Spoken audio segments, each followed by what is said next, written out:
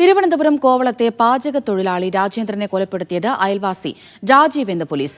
സ്വന്തം അമ്മയുമായി രാജേന്ദ്രന് ബന്ധമുണ്ട് എന്ന രാജീവിന്റെ സംശയമാണ് കൊലപാതകത്തിന് കാരണം. പ്രതി കുറ്റം സമ്മതിച്ചതായി കോവളം പോലീസ് പറഞ്ഞു. റിലേറ്റീവ്സ് അല്ല, അവര് രാജേന്ദ്രൻ കുറെ ദിവസമായിട്ട് അവരുടെ സഹോദരിമാരുടെ വീട്ടിൽ തന്നെ താമസിക്കും.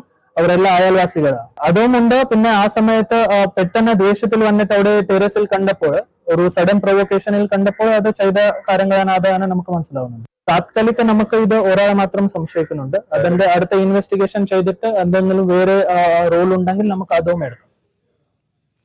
സിജോ വി ജോൺ വിവരങ്ങൾ നൽകും. സിജോ, അയൽവാസി തന്നെയാണ് കൊലപാതകി എന്നാണ് ഇപ്പോൾ പോലീസ് പറയുന്നത്. ഇയാൾ എന്തൊക്കെ വിവരങ്ങൾ പോലീസിനോട് പറഞ്ഞിട്ടുണ്ട്? എന്തായിരുന്നു ഈ കൊലപാതകത്തിന് കാരണം? ഈ കൊലപാതകത്തിന് കാരണം ഈ രാജീവിന് ഉണ്ടായ ചില സംശയമാണ്. ഈ രാജേന്ദ്രന് ഈ രാജീവിന്റെ അമ്മയുമായി അടുത്ത സൗഹൃദം ഉണ്ടായിരുന്നു. അത് പറഞ്ഞുകൊണ്ട് ഈ രാജീവ് പല ഘട്ടത്തിലും അവരെ സ്വന്തം വീട്ടിൽ വെച്ച് ബഹളം ഉണ്ടാക്കുകയും ചെയ്തിരുന്നു.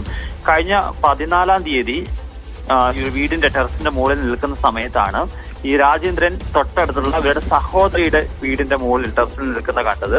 അങ്ങനെ പെട്ടെന്ന് മദ്യപിച്ചാണ് ഇയാൾ എത്തിയിരുന്നത്. അങ്ങനെ ഒരു പ്രകോപനം, പെട്ടെന്ന് ഇയാളെ മർദ്ദിക്കണം അല്ലെ ആക്രമിക്കണം എന്നുള്ളൊരു ചിന്ത അയാളുടെ മനസ്സിൽ തോന്നി. അങ്ങനെയാണ് ഈ രാജേന്ദ്രൻ നിന്ന സ്ഥലത്തേക്ക് രാജീവ് എത്തുന്നത്. അവിടെ എത്തി ഇയാളുമായി വാക്കുതർക്കമാവുന്നു. പിന്നീട് കഴുത്ത് ഞെരിച്ച് കൊലപ്പെടുത്തുകയായി ചെയ്തുവെന്നാണ് പോലീസ് പറയുന്നത്. 14-ാം തീയതി രാത്രിയിലാണ്, 11 മണിക്കും 12 മണിക്കും ഇടയ്ക്കാണ് ഈ കൊലപാതകം നടക്കുന്നത്.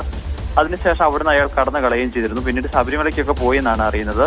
പിന്നീട് പോലീസ് മടങ്ങിയെത്തിയതിനു ശേഷമാണ് ഇയാളെ കസ്റ്റഡിയിലെടുക്കുന്നത്. ഇവരുടെ മൃതദേഹം, രാജേന്ദ്രന്റെ മൃതദേഹം ആശുപത്രിയിൽ എത്തിച്ചപ്പോൾ ഡോക്ടറിന് തോന്നിയ സംശയമാണ്, ഇതൊരു കൊലപാതകമാണ് എന്നുള്ള സംശയമാണ് ഇത്തരത്തിലുള്ള അന്വേഷണത്തിലേക്ക് പോയത്. ഇയാളെ ഇപ്പോൾ രാജീവിനെ പോലീസ് കസ്റ്റഡിയിലെടുത്തിട്ടുണ്ട്. അറസ്റ്റ് രേഖപ്പെടുത്തുകയും ചെയ്തിട്ടുണ്ട്. ശരി സിജോ.